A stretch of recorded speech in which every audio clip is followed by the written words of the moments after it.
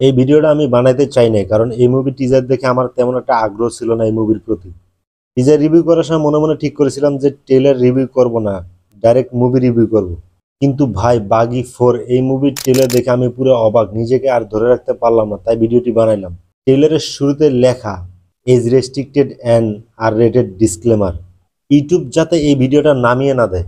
ডিসক্লেমারটা কি এই জন্য দিছে নাকি নির্মাতারা ইচ্ছা করে এটা ব্যবহার করেছে, যাতে সবাই ভিডিওটা দেখে যে আসলে কি আছে ভিডিওতে।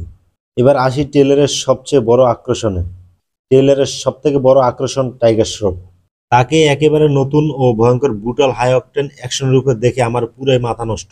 কারণ টাইগার শ্রফের বিশাল বড় ফ্যান আমি। শুধু ফ্যান বলে বলছি না, ট্রেলারটা দেখে আপনারা বুঝতে পারবেন কেন আমার মাথা নষ্ট। ট্রেলারের টাইগারকে যতবার দেখা গেছে আমার ভালো লাগছে। Slow motion entry, dialogue, tiger ফ্যানরা থিয়েটারের তালিয়া সিটি মারবে এটা শিওর, কিন্তু টাইগারের ডায়লগ ডেলিভারি আমার তেমন একটা ভালো লাগেনি। এই কথাটা আমি টিজার রিভিউ করার সময় বলছি। ট্রেলার দেখে যেটা বুঝলাম, টাইগার শ্রফের চরিত্র রনি একজন প্রাক্তন নেভি অফিসার। তার বান্ধবী মারা গেলেও হ্যালুসিনেশনের কারণে সে তাকে দেখতে পায়, আর এই অতীতের ছায়া গল্পে বড় ভূমিকা রাখবে। তবে সবকিছু ভালো লাগলেও ভিএফএক্স আর সিজিআই এ কিছু সমস্যা আছে, যেটা চোখে বাজে। এই বিষয়টা ঠিক করা দরকার। বিশেষ করে সিংহ আর রক্তের দৃশ্যগুলো একেবারে নিম্নমানের। মেকার্সদের বলবো মুভিটি মুক্তির আগে এগুলো ঠিক করা খুব জরুরি। দেখেন, ব্রুটালিটি আর অ্যাকশন দিয়ে মুভি চলে না। মুভিটি কেমন হবে তার সময় বলবে। একটা মুভি হিট করতে হলে দরকার শক্তিশালী গল্প আর ইমোশন। আই হোপ এই মুভিটা ইমোশনালি দর্শকদের কানেক্ট করবে। টাইগারের নেভি পোশাকের লুকটা অসাধারণ ছিল। তবে সঞ্জয় দত্তের ক্যারেক্টারটা কেমন জানি আমাকে কানেক্ট করতে পারতেছে না। তাকে দেখে ভিলেন হিসেবে যে ফিলটা আসার কথা, সে ফিলটা আসতেছে না আমার।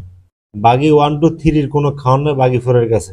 কারণ ট্রেলার দেখে বোঝা যাইতেছে বাগি 4 আগের 3টা পার্টের থেকে আলাদা ও বিগ স্কেলে বানানো হয়েছে। বাগি 4-এর ব্রুটালিটি ও অ্যাকশন আগের 3টা পার্টের থেকে আলাদা। গল্প, ইমোশন আর প্রেজেন্টেশন যদি ঠিকঠাক থাকে তাহলে এই মুভিটা বক্স অফিসে পুরো ঝড় তুলে দেবে। ট্রেলারের কাট খুব সুন্দর ছিল। সবশেষ একটা কথাই বলবো, ব্রুটালিটি অন্য লেভেলে দেখানো হয়েছে এই ট্রেলারে। এই মুভিটা রিলিজ হবে সেপ্টেম্বরের 5 তারিখে। তো আজকের ভিডিও এই পর্যন্তই, দেখা হবে পরের ভিডিওতে। আল্লাহ হাফেজ।